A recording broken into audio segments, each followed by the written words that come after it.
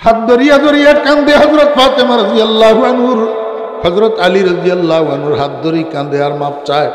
আমার ভাইরা, হযরত আলী রাদিয়াল্লাহু আনহু এবার ফাতেমার হাত ধরছে। ফাতেমার হাত ধরি কয়, ও ফাতেমা, আমি তো কোনোভাবেই তোমার উপযুক্ত ছিলাম না।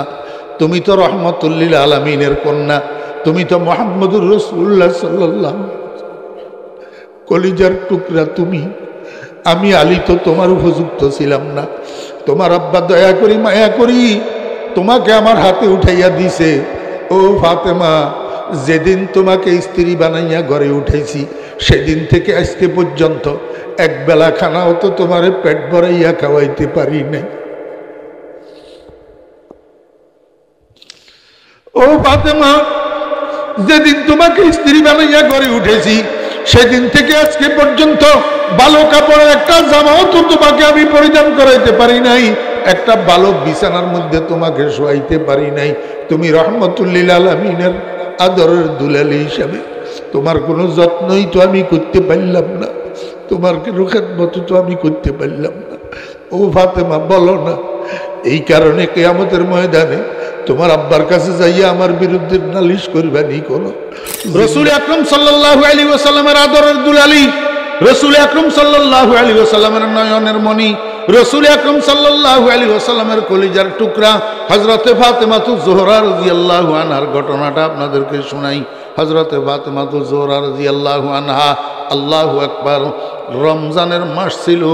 রমজানের মাস, কয়েকদিন থেকে হযরতে ফাতেমা অসুস্থ, অসুস্থ মানে জ্বরে আক্রান্ত। আল্লাহু আকবার, আজকেও হযরতে ফাতেমা জ্বরে আক্রান্ত, উনি অসুস্থ। রাত্রে ঘুমাইছে, রাত্র যখন গভীর হইছে, আল্লাহু আকবার, ঘুমের ভিতরে স্বপ্ন দেখতেছে আকায়ে নামদার তাজেদারে মদিনা জনাবে মুহাম্মদুর রাসূলুল্লাহ সাল্লাল্লাহু আলাইহি ওয়াসাল্লাম অন্ধকারের মধ্যে ফাতেমার ঘরে ঢুকছে। ঢুকি এদিক সেদিক তাকায়। ফাতেমা জিজ্ঞেস করে, স্বপ্নের মধ্যে জিজ্ঞেস করে, আব্বাজান, এই অন্ধকারের ভিতরে আপনি কাকে তালাশ করতেছেন? রাসূল আকরাম সাল্লাল্লাহু আলাইহি ওয়াসাল্লাম কয়, ফাতেমা, তোমারে তালাশ করতেছি একটা সংবাদ দেওয়ার জন্য। ফাতেমা কয়, কি সংবাদ আব্বাজান? রাসূল আকরাম সাল্লাল্লাহু আলাইহি ওয়াসাল্লাম বলেন, ফাতেমা, সংবাদটা হইল আগামী দিন রমজান মাস, যেহেতু রোজা তো রাখবা, রোজা তো রাখবা, কিন্তু এই রোজার জন্য তুমি সেহরি করবা তোমার স্বামীর সাথে, আলীর সাথে, আলীর দস্তরখানে। কিন্তু আগামী দিন রোজা শেষে তুমি ইফতার করিবা আব্বাজানের সাথে জান্নাতের দস্তরখানে। আমার বেরা দোস্ত আবাব, এই স্বপ্ন দেখি হযরত ফাতেমা রাদিয়াল্লাহু আনহা সজাগ হইয়া গেছে, সজাগ হইয়া বেচাইন হইয়া গেছে, ব্যতিব্যস্ত হইয়া গেছে। এইটা কি দেখলাম? হযরতে ফাতেমা রাদিয়াল্লাহু আনহার বিশ্বাস হইয়া গেছে আগামী দিন আমার ইন্তেকাল হইয়া যাবে, আগামী দিন আমার ইন্তেকাল হইয়া যাবে। আমি যে স্বপ্ন দেখছি এটা নিশ্চিত রুয়ায়ে রহমানি, এটা আল্লাহ পাকের দেখানো স্বপ্ন, এতে কোনো সন্দেহ নাই। কারণ আমি তো আমার আব্বাজানকে দেখছি, আমার আব্বাজান তো বলছে, মান রাআনি ফিল মানাম রাআনি হাক্কা ফাইন্নাশ শাইতানা লা ইয়াতামাসসালু বি। আমাকে যদি কেউ স্বপ্ন দেখে সে ঠিক ঠিক আমাকে অরিজিনালি স্বপ্ন দেখে, কারণ শয়তান দুনিয়ার সব কিছুর আকৃতি ধারণ করতে পারে, আমার চেহারার আকৃতি শয়তানে ধারণ করতে পারে না। হযরত ফাতেমা রাদিয়াল্লাহু আনহা বুঝে গেছেন যে এটা আল্লাহর পক্ষ থেকে খাব। রাসূল আকরাম সাল্লাল্লাহু আলাইহি ওয়াসাল্লাম আমাকে স্বপ্নের মধ্যে যে কথা বলছেন এই কথা ঠিক, আগামী দিন আমার মৃত্যু হইয়া যাবে, কারণ আমি আব্বার সাথে ইফতার করতে হবে, আব্বার সাথে ইফতার করতে হলে জান্নাতে যাইতে হবে, জান্নাতে না গেলে তো, জান্নাতে গেলে না মরলে তো জান্নাতে যাওয়া যাবে না, এই জন্য আমার মরণ হইয়া যাবে। ফাতেমার ইয়াকিন হইয়া গেছে, স্বপ্ন দেখি যে আজকেই আমার শেষ দিন, জীবনের শেষ দিন, আমার মওত হইয়া যাবে। আল্লাহু আকবার। হযরত আলী রাদিয়াল্লাহু আনহুকে ঘুম থেকে জাগাইছেন, সেহরি খাওয়ার সময় হইয়া গেছে। হযরত আলী রাদিয়াল্লাহু আনহুকে ঘুম থেকে জাগাইছেন সেহরি খাওয়ার জন্য, কিন্তু স্বপ্নের কথা কয় না। ঘুম থেকে জাগাইছেন কিন্তু স্বপ্নের কথা কয় না। কেন কয় না? আমার ভাইরা দোস্ত আহবাব, ফাতেমা জানে হযরতে আলী রাদিয়াল্লাহু আনহু ফাতেমাকে কলিজার টুকরার চেয়েও বেশি ভালোবাসে।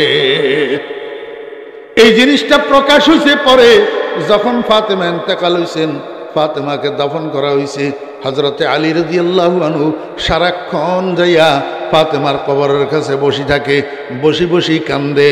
হাবিবুন গাবা আন আইনি ওয়া জিসমি ওয়া আন কলবি হাবিবি লা ইয়াগিবু হাবিবুন লাইসা ইয়াদিলুহু হাবিবুন ওয়া মা লিসাওয়াহু ফি কলবি নসিবু।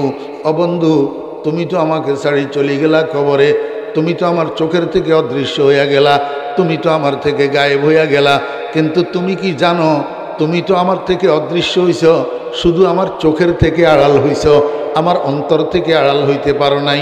আমি একটা সেকেন্ডের জন্য তো তোমাকে ভুলিয়া থাকতে পারি না। হাবিবুন গাবা আন আইনি ওয়া জিসমি ওয়া আন কলবি হাবিবি লা ইয়াগিবু হাবিবুন লাইসা ইয়াদিলুহু হাবিবুন ওয়া মা লিসাওয়াহু ফি কলবি নসিবু। ফাতেমা জানে আলী ফাতেমাকে কেমন মহব্বত করে। এখন যদি স্বপ্ন এটা কয় তো আলী বুঝি যাবে যে আজকে আমার ইন্তেকাল হইয়া যাবে। এই পেরেশানিতে আলীর আর সেহরি খাওয়া হবে না। থাক, আগে ঠিকঠাক সেহরি খাইয়া নি, তারপরে জানাবো। এই জন্য স্বামী স্ত্রী দুজন বসি সুন্দর করে সেহরি খাইছে, স্বপ্নের কথা বলে না। আমার মা বোনেরা, আমি আপনাদেরকে একটু বলি, আপনাদের স্বামীরা তো বাহিরে কাজ করে, কেউ মাঠে কাজ করে, ধান লাগায়, ধান কাটে, কেউ ইট ভাঙে, কেউ বালি টানে, কেউ মাটি কাটে, কেউ ব্যবসা বাণিজ্য করে, কেউ অফিস চালায়। আল্লাহু আকবার। দুপুরে যখন খাওয়ার জন্য ঘরে আসে, রাত্রে যখন খাওয়ার জন্য ঘরে আসে, স্বামী ঘরে ঢুকার পরে একটু উনাকে ফ্রেশ হইতে দেন, একটু উনাকে অজু গোসল করতে দেন, একটু খাওয়া দাওয়া করতে দেন, একটু শান্ত হইতে দেন। তারপরে যদি কোনো অভিযোগ থাকে শ্বশুরের বিরুদ্ধে, শাশুড়ির বিরুদ্ধে, দেবরের বিরুদ্ধে, বাসুরের বিরুদ্ধে, ননদের বিরুদ্ধে কোনো অভিযোগ যদি থাকে পরে বলিয়েন, আগে উনাকে একটু শান্ত হইতে দেন, একটু ফ্রেশ হইতে দেন, একটু খাওয়া দাওয়া করতে দেন। কিন্তু না, আমাদের মা বোন কতগুলো আছে স্বামীর এতটুকু শান্তি বুঝতে তৈয়ার না।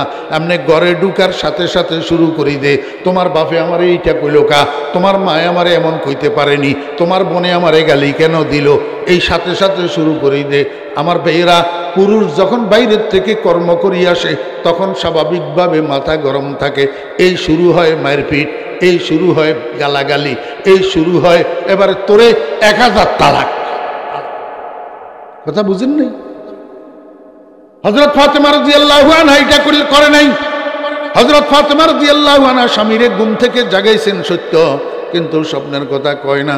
ঠিকঠাক মতে সেহরি খাইছেন। সেহরি খাওয়ার পরে হযরত আলী রাদিয়াল্লাহু আনহু চলে গেছেন মসজিদে। আল্লাহু আকবার।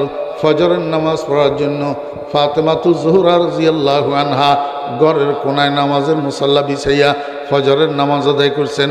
ফজরের নামাজ আদায় করি মুসাল্লার থেকে উঠি রান্নাঘরে যাইয়া ঢুকছেন।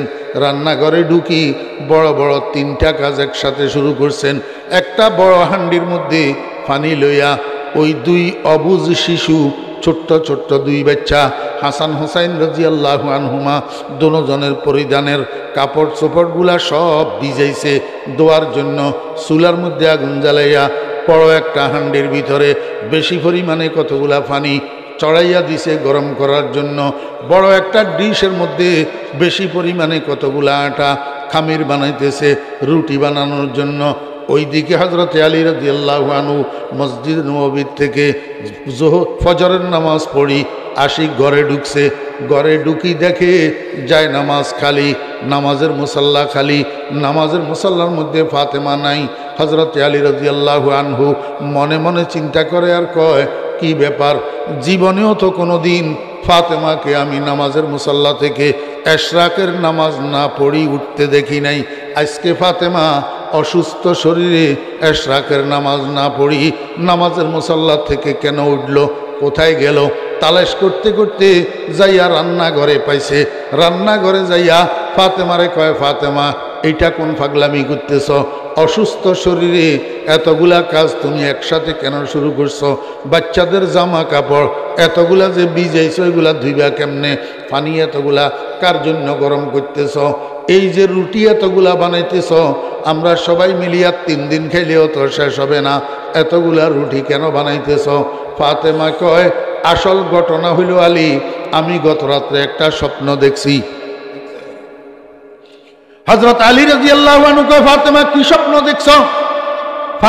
ফাতেমা কয়, আমি স্বপ্নের মধ্যে দেখছি আমার আব্বা অন্ধকারের ভিতরে আমার ঘরে ঢুকি, চতুর্দিকে তাকায়, কাকে যেন তালাশ করে। আমি জিজ্ঞেস করলাম, আব্বা কাকে খুঁজতেছেন? আব্বা আমারে কয়, বাবারে একটা সংবাদ দেওয়ার জন্য তোমারে খুঁজতেছি। আগামী দিন রোজার মাস, রোজা তো থাকবা, সেহরি করবা তোমার স্বামীর সাথে, আর ইফতার করবা আল্লাহর রহমতে আব্বাজানের সাথে জান্নাতের দস্তরখানে। আমার ভাইয়েরা, দোস্ত আবাব, হযরত আলী রাদিয়াল্লাহু আনহু ছোট মোটো আলেম নি, ছোট মোটো আলেম নি। রাসূল আকরাম সাল্লাল্লাহু আলাইহি ওয়াসাল্লাম যার ব্যাপারে বলছেন, আনা মদিনাতুল ইলম ওয়া আলিয়ুন বাবুহা, আমি ইলমের শহর, আর সেই শহরের দরজা হইল আলী, সেই শহরের দরজা আলী। ফাতেমা যদি স্বপ্নের তাৎপর্য বুঝে ফেলতে পারে, তা আলী বুঝে না? আমার ভাইয়েরা, দোস্ত আবাব, স্বপ্ন শোনার সাথে সাথে হযরত আলী রাদিয়াল্লাহু আনহু বুঝে গেছে আজকের দিনটাই ফাতেমার দুনিয়াতে শেষ দিন, আর দুনিয়াতে ফাতেমাকে পাওয়া যাবে না। এই কথা বুঝে আসার সাথে সাথে হযরত আলী রাদিয়াল্লাহু আনহু চিৎকার দিয়া কান্না শুরু করছে, বাচ্চা ফোলার মতো হাউ মাউ করিয়া করিয়া কাঁদে। হযরত ফাতেমা রাদিয়াল্লাহু আনহা আখের স্বামী, তো স্বামীকে এরকম কাঁদতে দেখি নিজেও আর স্থির থাকতে পারল না, এবার নিজেও স্বামীর সাথে কান্না জড়িয়ে দিছে। আমার ভাইয়েরা, দোস্ত আবাব, স্বামী স্ত্রী দুজন কান্দে। এই সময়ের মধ্যে বাহিরে খেলাধুলায় রত ছিলেন হযরত হাসান হুসাইন রাদিয়াল্লাহু আনহুমা, দুজন আসি ঘরে ঢুকছে।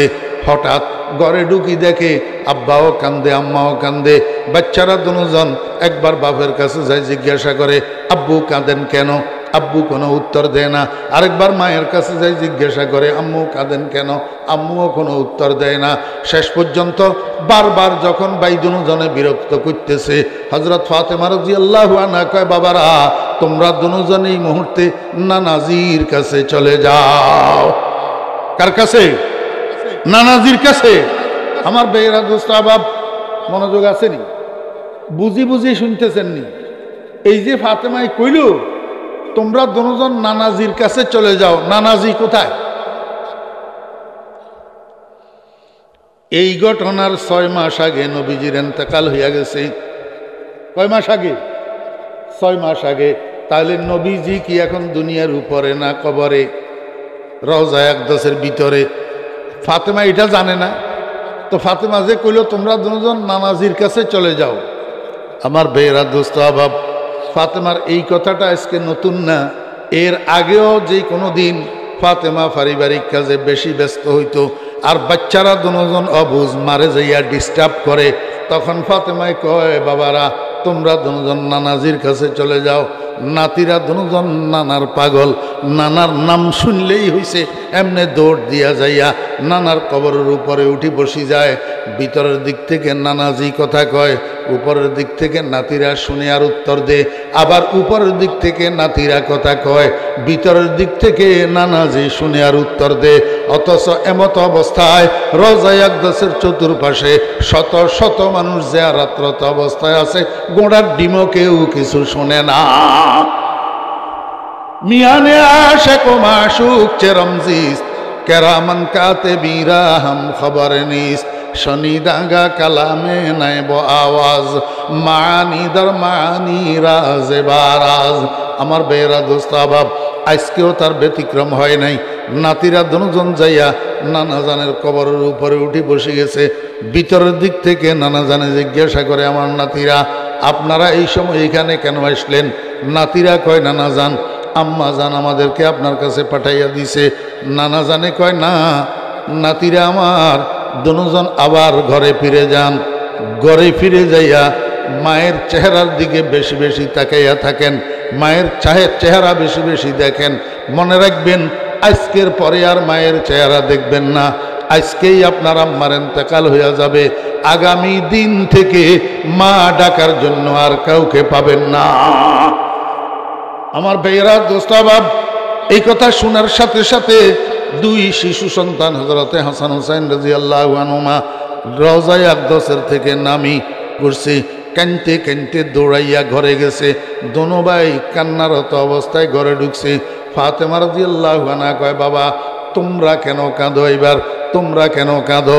হযরতে হাসান রাদিয়াল্লাহু আনহু কয়, আম্মু আমাদের থেকে আর গোপন করিয়েন না, নানা জান আমাদেরকে সব বলে দিয়েছে, আজকে নাকি আপনার ইন্তেকাল হয়ে যাবে, আর আমরা মা ডাকার জন্য দুনিয়াতে কাউকে পাবো না। আম্মু নানাজি বলছে ঘরে আসি আপনার চেহারার দিকে তাকাইয়া থাকার জন্য। আমার ভাইরা দোস্ত আহবাব, কথা বলতে বলতে হযরত ফাতেমা রাদিয়াল্লাহু আনহার গায়ের জ্বর বাড়ি গেছে, শরীরের মধ্যে কম্পন শুরু হয়ে গেছে। হযরতে ফাতেমা রাদিয়াল্লাহু আনহা বহুত কষ্ট করি ওযু করি যোহরের নামাজটা আদায় করছেন। এইবার আর ফাতেমা বসতে পারে না, শুইয়া গেছে কিবলামুখী হইয়া। বড় ছেলেরে কয়, বাবা হাসান তুমি যাইয়া তোমার আব্বুকে একটু ডাকি আনো, ওনার সাথে আমার জরুরি কথা আছে। হযরতে হাসান রাদিয়াল্লাহু আনহু যাইয়া আলী রাদিয়াল্লাহু আনহুকে ডাকি আনছেন। হযরত আলী রাদিয়াল্লাহু আনহু আসি ফাতেমার মাথার পাশে দিয়ে বসে জিজ্ঞাসা করে, ফাতেমা ব্যাপারটা কি, কি জরুরি কথার জন্য ডাকি আনলা? হযরতে ফাতেমা জোহরা রাদিয়াল্লাহু আনহা স্বামীর হাত ধরিয়া কাঁদে আর কয়, ও আমার স্বামী, যেদিন থেকে আমি স্ত্রী হইয়া আপনার ঘরে আসছি সেই দিন থেকে স্বামী হিসাবে আপনার যে হক ছিল আমার উপর, যে খেদমত করা আমার দায়িত্ব ছিল, আমি তো কিছুই করতে পারি নাই।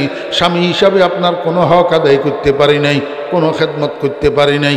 আল্লাহর ওয়াস্তে এটার জন্য যদি আপনি কিয়ামতের ময়দানে আল্লাহ পাকের আদালতে আমার বিরুদ্ধে নালিশ করেন, তা আমি কন্যা, যেহেতু আমার আব্বা, আমি কন্যার কারণে কোটি কোটি কিয়ামতবাসী মানুষের সামনে শর্মিন্দা হবে, লজ্জিত হবে।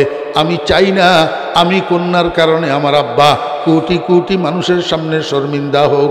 ও আলী, আল্লাহর ওয়াস্তে আমি জীবিত থাকতে আমার একটু মাফ করিয়া দিলেন কিনা বলেন না? হাত ধরিয়া ধরিয়া কান্দে হযরত ফাতেমা রাদিয়াল্লাহু আনহুর, হযরত আলী রাদিয়াল্লাহু আনহুর হাত ধরি কান্দে আর মাপ চায়।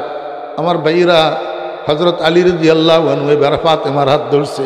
ফাতেমার হাত ধরি কয়, ও ফাতেমা, আমি তো কোনোভাবেই তোমার উপযুক্ত ছিলাম না, তুমি তো রহমতুল লিল আলামিনের কন্যা, তুমি তো মুহাম্মদুর রাসূলুল্লাহ সাল্লাল্লাহু আলাইহি ওয়াসাল্লাম কলিজার টুকরা তুমি, আমি আলী তো তোমার উপযুক্ত ছিলাম না।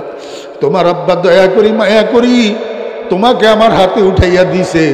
ও ফাতেমা, যেদিন তোমাকে স্ত্রী বানাইয়া ঘরে উঠেছি সেদিন থেকে আজকে পর্যন্ত এক বেলা খানাও তো তোমারে পেট ভরাইয়া খাওয়াইতে পারি নাই। ও ফাতেমা, যেদিন তোমাকে স্ত্রী বানাইয়া ঘরে উঠেছি সেদিন থেকে আজকে পর্যন্ত ভালো কাপড়ের একটা জামাও তো তোমাকে আমি পরিধান করাইতে পারি নাই, একটা ভালো বিছানার মধ্যে তোমাকে শোয়াইতে পারি নাই। তুমি রহমতুল লিল আলামিনের আদরের দুলালি হিসাবে তোমার কোনো যত্নই তো আমি করতে পারলাম না, তোমার কোনো খেদমত তো আমি করতে পারলাম না। ও ফাতেমা, বলো না এই কারণে কিয়ামতের ময়দানে তোমার আব্বার কাছে যাইয়া আমার বিরুদ্ধে নালিশ করবানি কোনো? জিন্দা থাকতে আমার একটু মাফ করিয়া দাও না ফাতেমা। ও দোস্ত, ও আমার মা বোনেরা, এমন কেমন দম্পতি, এমন কেমন স্বামী স্ত্রী, স্বামী স্ত্রীর হাত ধরিয়া কাঁদে আর মাপ চায়, স্ত্রী স্বামীর হাত ধরিয়া কাঁদে আর মাপ চায়। এটা না স্বামী স্ত্রীর জীবন। আমার মা বোনেরা, স্বামী স্ত্রী কেমন হওয়া দরকার এই ঘটনার থেকে শিক্ষা গ্রহণ করেন। আমার মা বোনেরা, স্বামী স্ত্রীর মধ্যে কেমন মহব্বত হওয়া চাই, কেমন আন্তরিকতা হওয়া চাই, এই ঘটনার থেকে একটু শিক্ষা গ্রহণ করেন। আমার ভাইয়েরা, এইটা আমার উদ্দেশ্য না, উদ্দেশ্য হইল সামনেরটা। এইবার হযরতে ফাতেমা রাদিয়াল্লাহু আনহা আলীর হাত ছাড়ি দিয়েছে। হাত ছাড়ি দিয়ে কয়, স্বামী আপনার কাছে আমার আরেকটা অনুরোধ, একটু পরে আমার ইন্তেকাল হয়ে যাবে, কারণ আমি তো আব্বার সাথে ইফতার করব, তো ইফতারের আগে আমার ইন্তেকাল হবে। সামনে যে রাত আসতেছে, এই রাত্রের অন্ধকারের ভিতর আমার জানাজা, আমার দাফন কাফনটা সেরে ফেলবেন। আমার জানাজা, আমার দাফন কাফনটাকে আগামীকাল দিনের আলো পর্যন্ত বিলম্বিত করবেন না, ডিলে করবেন না। হযরতে আলী রাদিয়াল্লাহু আনহু কয়, কারণ কি? ফাতেমা কয়, ও আলী, যারা আমার জানাজায় অংশগ্রহণ করতে আসবে, আমার জানাজায় যারা অংশগ্রহণ করতে আসবে তারা তো নিশ্চিত আমার খাটিয়ার দিকে নজর দিবে, আমার খাটিয়ার দিকে তাকাবে, আর খাটিয়ার উপরে আমার লাশটা থাকবে। আপনি বলবেন কাফনের কাপড় মোড়ানো থাকার কারণে আগন্তুক মানুষেরা আমার চেহারা হয়তো দেখবে না, কিন্তু কাফনের কাপড়ের উপর দিয়া আমার শরীরের গঠন তো তারা আন্দাজ করতে পারবে। দোজাহানের সম্রাটের কন্যা কি পরিমাণ লম্বা ছিল, কি পরিমাণ খাটো ছিল, কেমন মোটা ছিল, কেমন চিকন ছিল, এইটা তো তারা কল্পনা করতে পারবে, খেয়াল করতে পারবে। আমি ফাতেমা এইটাকেও পর্দা লঙ্ঘন মনে করি। কিয়ামতের ময়দানে আল্লাহ যদি আমাকে জিজ্ঞাসা করে আমি উত্তর দিতে পারবো না। এই জন্য আমি চাই না আমার দাফন কাফনে, আমার জানাজায় কোনো বেগানা পুরুষ অংশগ্রহণ করুক। আমার দাফন কাফনটা দিনের আলোতে অনুষ্ঠিত হোক। আপনার কাছে আমার দাবি, আমার জানাজায় অংশগ্রহণ করার জন্য, আমার দাফনে শরীক হওয়ার জন্য কোনো বেগানা পুরুষকে খবর দিতে পারবেন না, আর দিনের আলোতে করতে পারবেন না। রাত্রের আলোতে, রাত্রের অন্ধকারে আপনারা নিজেরা কয়েকজনে জানাজার নামাজ পড়ি আমাকে দাফন করে দিবেন।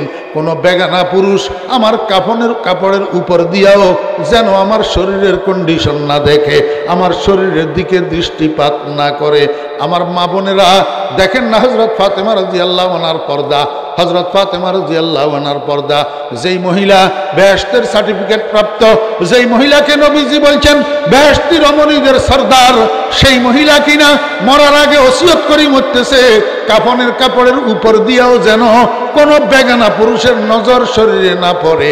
আপনারাও তো সেরকম মুসলমান মহিলা, যদি জান্নাতে যাইতে চান তাহলে খোলা চেহারায় কেমনে রাস্তায় বাইর হবেন, খোলা চেহারায় কেমনে মার্কেটে ঘোরাঘুরি করবেন,